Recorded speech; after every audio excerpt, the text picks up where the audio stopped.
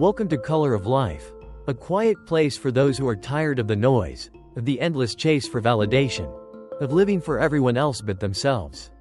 Here, we don't tell you who to be. We simply ask the questions that help you remember who you already are. Today's question is sharp. It doesn't whisper, it slices. What if nobody cares? Not about your reasons, not your heartbreak, not your potential. At first, that truth might feel cold. But look closer, and you'll see it's a kind of freedom. Because when you stop needing the world to care, you start showing up differently.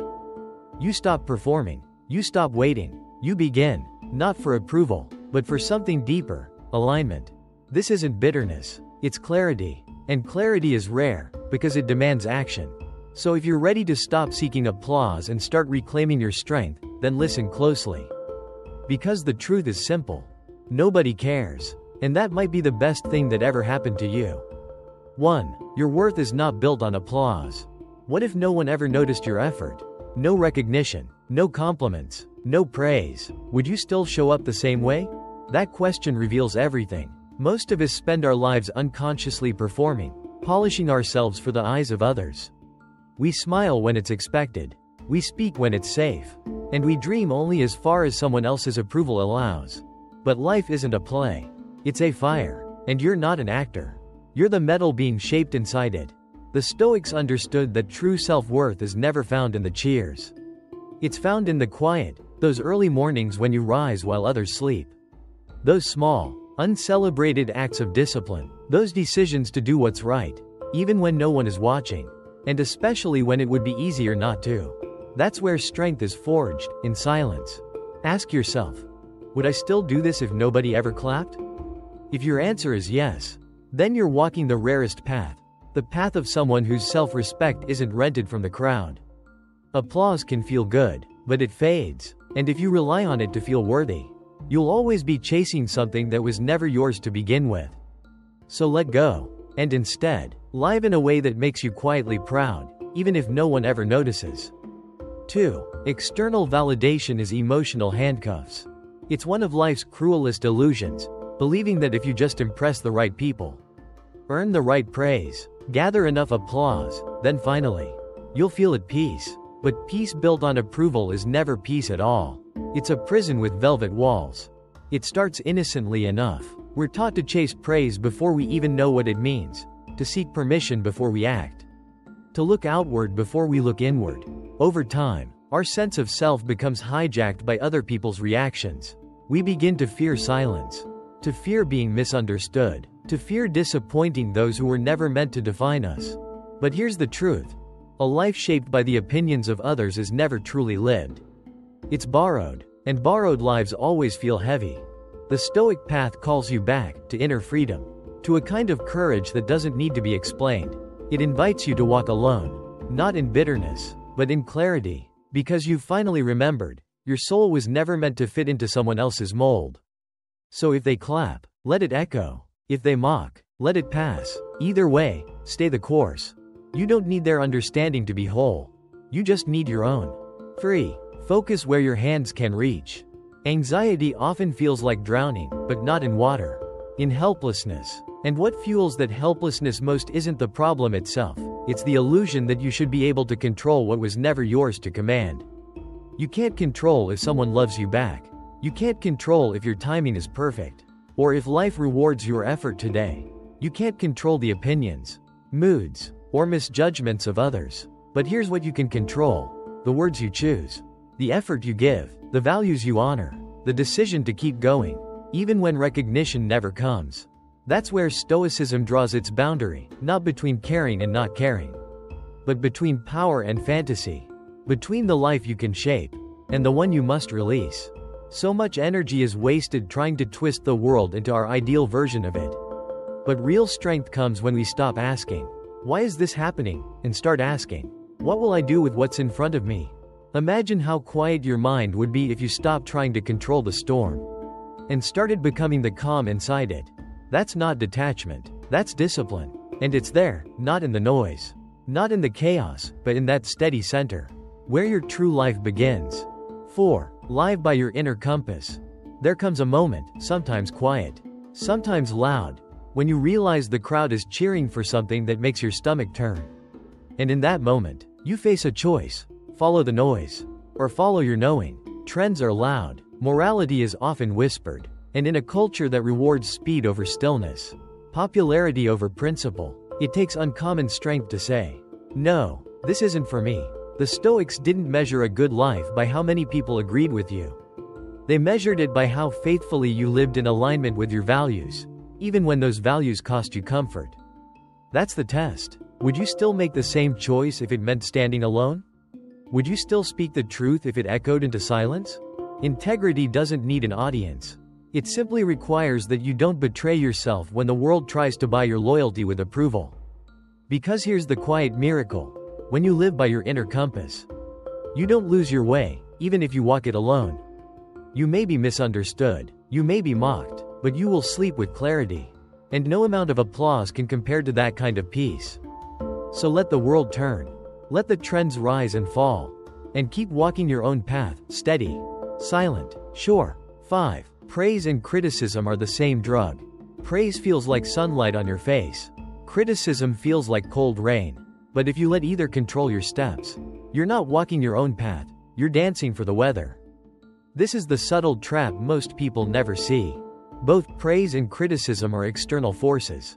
Neither belongs to you. And if you allow either to shape your sense of worth, then your identity becomes a puppet, pulled by every cheer and shaken by every insult. One moment, you're lifted high by a compliment. The next, you're undone by a careless remark. That's not confidence. That's dependence. Stoicism doesn't teach you to reject feedback. It teaches you to see it for what it is: information, not identity. Let praise pass through you like wind, not cement. Let criticism inform your growth, not define your value. Because the only approval that matters in the end is your own. Can you sit in a quiet room, with no one watching, and still feel proud of who you are?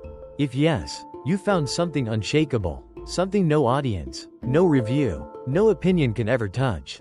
That is emotional freedom, and that is where real power begins. 6. You create your value every day. Value isn't something you're born with. It's something you earn through your choices, your habits, your discipline, especially when no one is watching. It's easy to believe that value comes with a title, or from a paycheck, or with recognition, but the truth is, none of those things can substitute for self-respect. Because real value lives in your rituals, in the way you rise after failure, in the way you stay kind in a world that doesn't always deserve it. It's how you carry yourself when there's no audience. It's in making your bed when the world feels heavy, in keeping a promise to yourself, even when breaking it would be easier. It's in those quiet moments of honesty, when you choose growth over comfort, responsibility over excuse. You don't become valuable all at once. You carve it, one action at a time. And no, there won't always be a crowd to applaud you. But one day, you'll walk into a room, not louder, not flashier, but grounded, steady, because you'll know something few people ever do. You earned yourself. And that kind of value? It doesn't need to be seen to be real.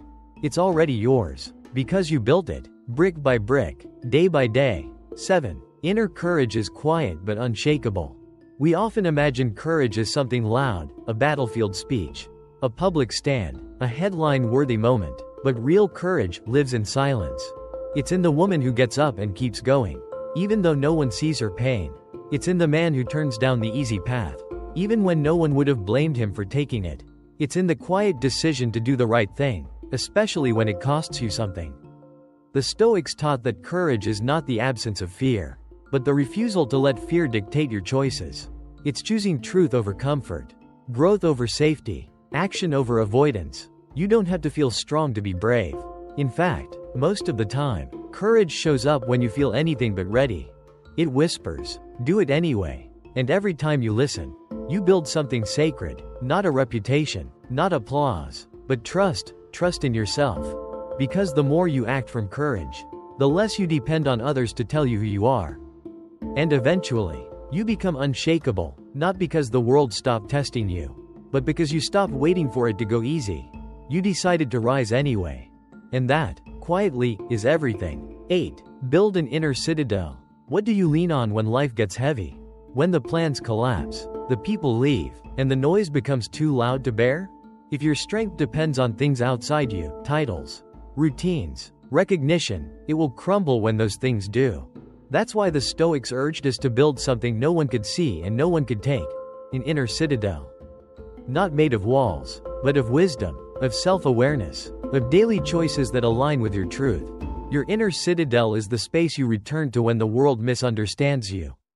It's the pause before you react, the breath before the storm, the quiet reminder that you are more than your circumstances.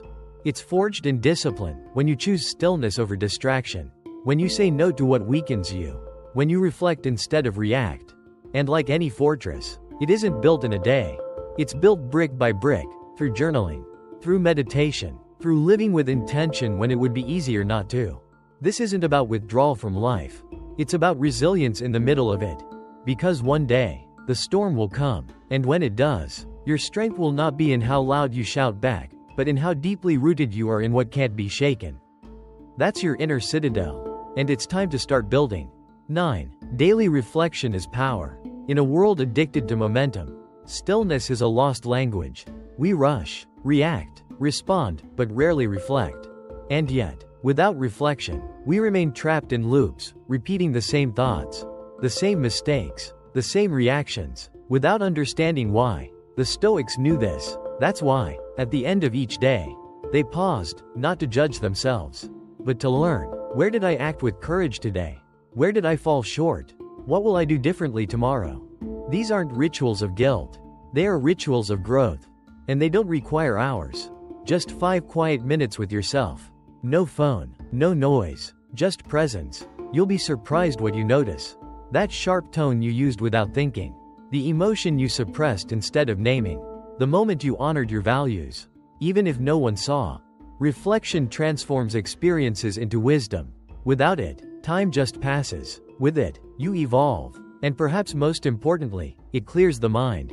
You sleep better. You carry less. Because you've already met the day with honesty. And that kind of peace? It doesn't come from productivity. It comes from presence. So tonight, before the world pulls you back into its current, sit still for a moment and listen to yourself.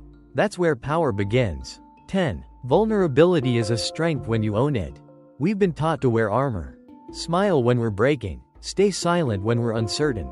Perform strength, even when we feel anything but strong. But Stoicism doesn't ask you to pretend. It asks you to face yourself fully, and that begins with honesty.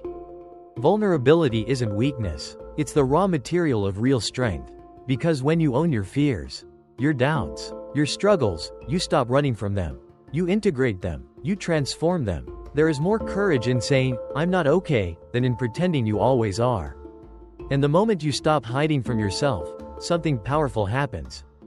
You gain energy, clarity, depth. You begin to speak with authenticity, not performance. You begin to connect, not from a polished mask, but from your unfiltered humanity.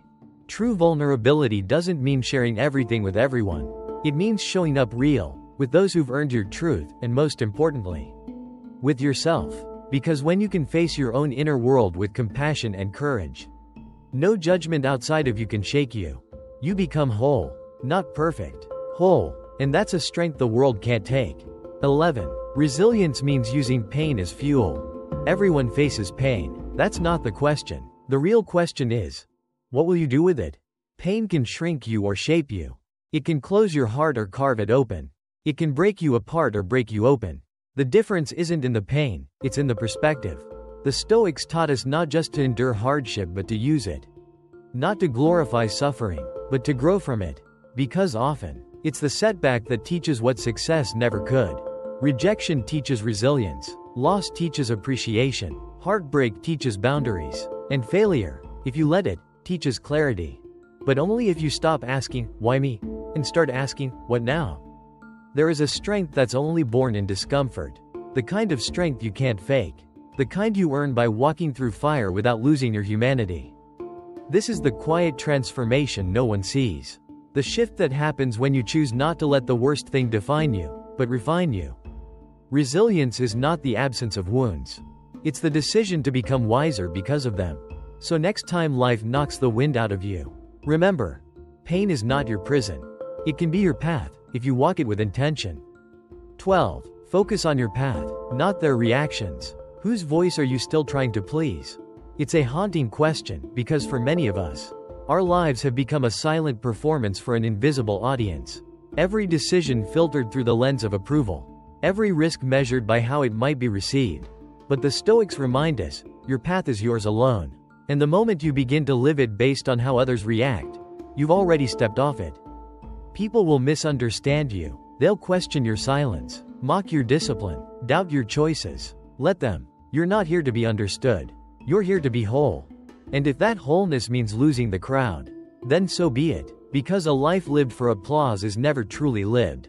It's curated, it's edited, it's hollow. But a life lived in alignment with your values, your truth, your direction, that's rare. And that's where peace begins. So ask yourself, would I still walk this road if no one ever noticed? If no one ever clapped, liked, followed, or even understood? If your answer is yes, then you've found something unshakable. A life not built on performance, but on presence. And that kind of life doesn't just lead to freedom, it is freedom. Conclusion: when no one's watching. So now you know. The world may not care the way you hoped. But maybe that's not a curse. Maybe it's your freedom. Because once you stop needing to be seen, you begin to see yourself clearly. Once you stop waiting for applause, you start building something deeper, something real. Not a life crafted for attention, but a life aligned with your truth. The Stoics never promised ease. They promised clarity. And with clarity comes power, not loud, not flashy, but steady. The kind that grows in silence and shows up when it matters most. So keep walking, keep showing up, not for them, for you. And if today's path feels quiet, misunderstood, or unseen, remember this. You don't need an audience to become whole. You just need the courage to keep becoming. This is Soul of Life. If this message found you at the right time, pass it on. And if you're walking your own quiet path, know that you're not alone. Keep going.